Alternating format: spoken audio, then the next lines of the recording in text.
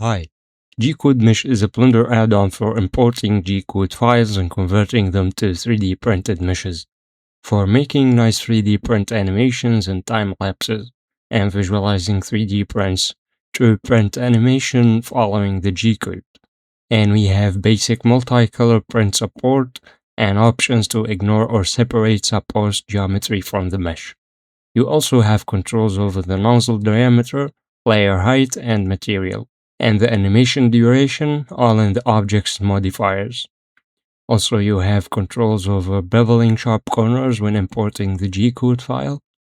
The add-on works with .gcode files, .bgcode, and extracts single or multiple plates from .gcode.3map files.